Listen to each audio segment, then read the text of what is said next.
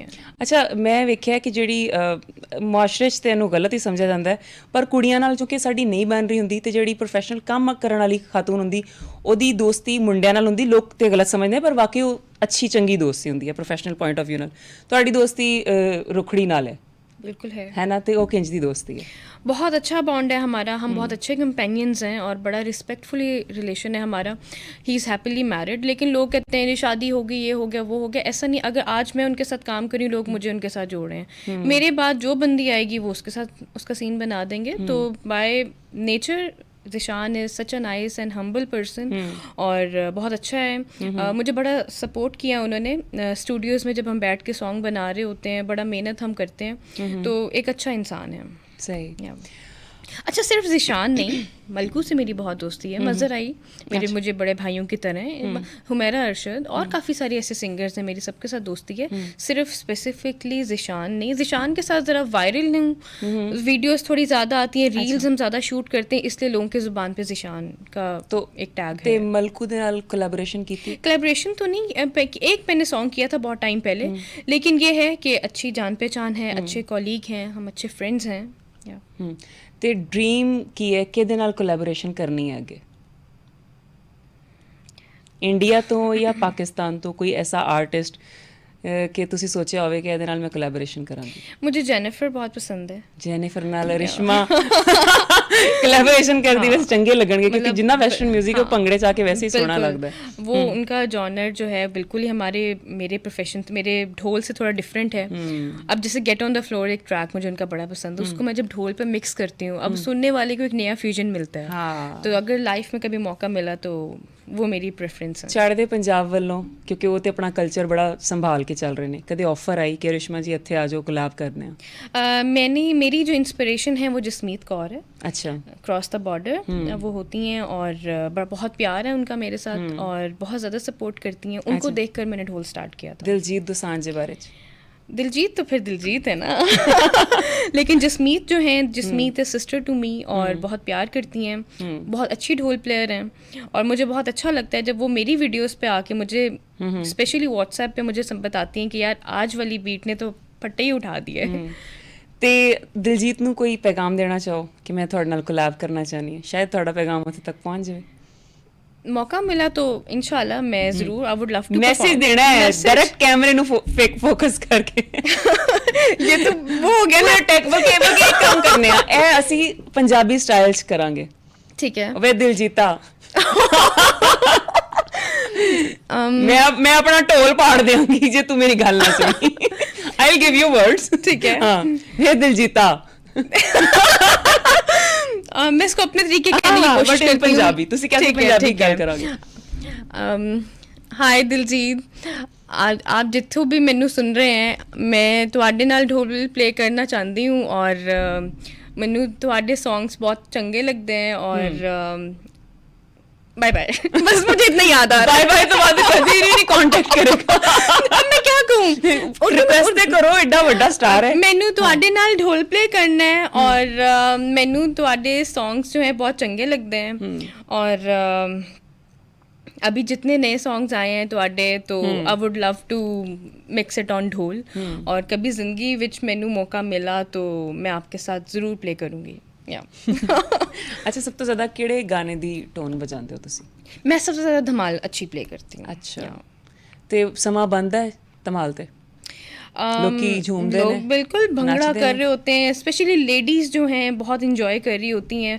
मैं जब इवेंट पे जाती हूँ, जब लोग इंजॉय कर रहे हैं, भंगड़ा कर रहे हैं, मैं कहती हूँ आज मेरी जो परफॉर्मेंस है, ये मेरे आने का जो मकसद है वो पूरा हो गया। अच्छा रिश्मा, इंच कदे होया होवे कि तुसी इवेंट ते होते ढोल पाट गया? मैंने आपको पहले बताया था ना, वो लड़की है सिंगर, उसने फाड़ दिया था और उस फटे हुए ढोल के साथ मैंने फिर 6-7 शोज मैंने कवर किए। How is it possible? क्योंकि वो साइड से उसने, जिसको ढोल की किनारी कहते हैं, अच्छा अच्छा, उस किनारी में उसने वो किसी लड़के को भेजे कि इसमें चाबी मारा हो। अच्छा। तो वो मैंने सर को कॉल किया, मैंने कहा सर मैं बहुत अपसेट हूँ, ढोल फट गया है। अच्छा। फिर जो भी हमारी टेक्निक्स होती हैं उसको हेयर ड्रायर से जितना मैं उसको सेट कर सकती थी मैंने किया और मुझे पता था और मेरे ऑर्गेनाइज़र को पता था कि ढोल फटा हुआ है। लेकिन मैं मैंने कहा बस देखी जाएगी। जब मैंने एक शो कर लिया हाँ। मैंने कहा बाकी भी कर जाऊंगी। अब लाहौर आऊंगी, ढोल बनेगा, लंबा प्रोसेस है। तो अल्हम्दुलिल्लाह फटे हुए ढोल के साथ भी मैंने 6-7 शोज कर दिए। ਅੱਛਾ ਢੋਲ ਆਰਡਰ ਤੇ ਤਿਆਰ ਕਰਾਈ ਦੇ ਜਾਂ ਤੁਸੀਂ ਕਿਤੋਂ ਵੀ ਬਣਿਆ ਬਣਾਇਆ ਚੁੱਕ ਲੈਂਦੇ नहीं, बना बनाया नहीं मिलता ये। इसकी पूरी एक वो जैसे साइड्स हैं, इसकी ट्यूनिंग की जिसको हम खींच बोलते हैं वो है, साइड्स के जो किनारियाँ हैं इनको पुड़े बोलते हैं। अच्छा। तो ये मैं खुद तो तैयार नहीं करती हूँ, लेकिन सर मेरे सामने तैयार करते हैं। मैं उनको कहती हूँ आप मेरे सामने इनको तैयार करें। अच्छा। फिर इसके अंदर मसाला लगता है, इसको धूप में रखते हैं ताकि शार्प बोले। अच्छा तो बहुत सी टेक्निकल चीज़ें होती हैं। और जैसे भी वेदर चेंज हो रहा है तो फिर इसको हम खोल देंगे जब मेरे ऑफ सीजन होते हैं, फिर इसको धूप में रख देते हैं ताकि अच्छा। वुड में अगर कोई जैसे नमी आ गई और वो ड्राई हो जाए।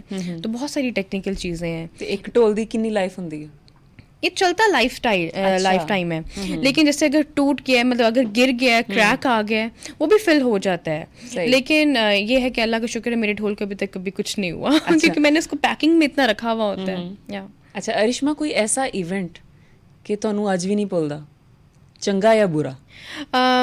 अभी रिसेंटली मैंने एक इवेंट किया इस्लामाबाद में, तो वहाँ पे ना मनान नाम है उनका। तो मैंने देखा ਪਹਿਲਾ ਨਾਮ ਤੁਸੀਂ ਲਿਆ ਹੈ, ਬਾਕੀ ਤੁਸੀਂ ਸਾਰੇ ਨਾਮ ਹਾਈਡ कर क्योंकि मतलब ये बात बताने वाली है। हाँ। अब ना मैंने मतलब फर्स्ट टाइम ऐसे किसी को देखा ना, खाना खुल गया, लोग खाने में लगे हुए हैं। उन्होंने ही मुझे लॉक किया हुआ था अपने इवेंट के लिए। आप यकीन करें उन्होंने लोगों के पैरों से खाना इकट्ठा किया है। मैंने फिर पूछा ना, मैंने कहा भी क्या कर रहे हैं? कहते बाजी हम ये खाने के लिए तो तड़पता है, ये खाने के लिए तो हम जिंदगी में हर कुछ करता है, तो लोग इसका कदर नहीं करते हैं। हम पहले लोगों को खिलाएगा फिर बाद में खुद खाएगा। वाह। उस दिन के बाद से वो बात मुझे इतनी हिट की। कभी खुद भी खाते हुए जैसे कभी कोई टुकड़ा नीचे गिर जाता तो हम लोग ध्यान नहीं देते थे। मैं उस दिन के बाद अपना खाना खाते हुए मेरा माइंड इतना शार्प हो गया हुआ है कि मैं किसी का भी गिरता हुआ देखती हूँ मैं फ़ौरन उठाने की करती हूँ। तो एक ये चीज़ मैंने उनसे पिक की कि ये होना चाहिए, हमें इस चीज़ की कदर होनी चाहिए। बहुत सारे लोग हैं जो इस चीज़ को नहीं ओन करते, हमें ये चीज़ ओन करनी चाहिए। ਅੱਛਾ ਸਾਨੂੰ ਪਤਾ ਚੱਲਿਆ ਕਿ ਅਰਿਸ਼ਮਾ ਨੂੰ ਬਚਪਨ 'ਚ ਬ੍ਰੇਨ ਟਿਊਮਰ ਦੀ ਸ਼ਿਕਾਇਤ ਵੀ ਹੋਈ था या ਥਾ ਤੇ ਉਹ ਕਿੰਜ ਰਿਕਵਰ ਹੋਇਆ? ਉਸ ਤੋਂ ਬਾਅਦ ਕੌਨਫੀਡੈਂਸ ਕਿਹੜੀ ਏਜ ਸੀ? मैं 2-2.5 साल की होंगी। अच्छा, छोटे से या, बहुत। बहुत छोटी थी मैं। तो तब मुझे था और वो फिर कवर किया। और मेरे घर के लिए तो वो एक क़यामत ही थी कि मतलब हमारी बच्ची को ये हो गया। फिर मैं बोलती नहीं थी 5 साल तक मैं नहीं बोलती थी। तो मेरी घर वाले ना कभी किस डॉक्टर के पास, मेरी मामा बताती हैं, कभी किस डॉक्टर के पास लेके जाते थे, वो टेलर्स की वो कैंचियाँ वॉश कर करके पानी पिलाते थे, चिड़ियों का पानी, जिसने जो टोटका कहने मेरे घर वाले करने थे। अच्छा। तो मेरे पापा ने 100 देग मानी कि या अल्लाह मेरी बेटी बोल पड़े। अच्छा। और जब मैंने बोलना शुरू किया, अब मेरी मामा कहती हैं कि 100 और माने कि चुप करे। तो फिर मेरे पापा ने वो 15-15, 20-20 करके वो देगे दी। अच्छा अच्छा। तो मतलब मैं घर में बहुत ज़्यादा पैम्पर्ड हूँ, बहुत ज़्यादा लाडली हूँ, बहनों की भी लाडली हूँ, मामा की भी, बाबा की तो मेरी डेथ हो गई हुई है, वैसे मुझे डांट नहीं पड़ती। ਤੇ ਅੱਬਾ ਜੀ ਨਾਲ ਤਾਲੁਕ ਕਿੰਦਾ ਸੀ? ਪਿਆਰ ਕਰਦੇ बहुत ਸੀ? ज़्यादा बॉन्ड था। मेरी मामा स्ट्रिक्ट थी, फादर मेरे इतने स्ट्रिक्ट नहीं थे। ਕੋਈ ਐਸੀ ਗੱਲ ਜਿਹੜੀ ਉਹਨਾਂ ਦੇ ਬਾਰੇ 'ਚ ਯਾਦ ਆਉਂਦੀ ਹੋਵੇ ਅੱਜ? जब उन्होंने ऑफिस से घर आना है, शोरूम बंद करना है या फैक्ट्री बंद करके घर आना है, तो हमने खाना खाना है। उसके बाद जब मैं उनको दबाती थी ना, वो मैं उनको बहुत मिस करती हूँ कि उन्होंने कहना छोटू मेरे सर में दर्द हो रही है, पुत्र मैनू दबा, तो वो मैं वो चीज़ बहुत ज़्यादा मिस करती हूँ। ਤੇ ਅੱਬਾ ਜੀ ਦੇ ਜਾਣ ਤੋਂ ਬਾਅਦ ਸੋਸਾਇਟੀ ਨੂੰ ਕਿੰਜ ਵੇਖਿਆ? बड़ा टर्निंग पॉइंट था ये, बहुत ही डिफ़िकल्ट था। एक बेटी के लिए तो खैर बहुत ज़्यादा ही डिफ़िकल्ट होता है कि आपका मतलब एक ऐसी चीज़ जो आपने कभी ज़िंदगी में नहीं सोचा होता है कि वो आपसे दूर हो। सोसाइटी कोई किसी का साथ नहीं देता, सिर्फ आपके पेरेंट्स या आपकी फैमिली होती है जो आपके लिए स्टैंड लेती है। तो अप एंड डाउन, उनके बाद तो खैर बहुत सारी चीज़ें चेंज हुई, लेकिन वो चीज़ जो है जो उनके होते थी वो फिल नहीं हो सकती दोबारा। वो मैंने मतलब बात करनी और वो रैपिड फायर पे होती थी। रास्ते में जाते हुए कोई किसी गाड़ी का मैंने यही कह दिया कि इसका कलर कितना प्यारा है, तो वो अगले दिन मेरे गैराज में खड़ी होती थी। वाह। तो वो बहुत नेक्स्ट लेवल वो प्यार करते थे।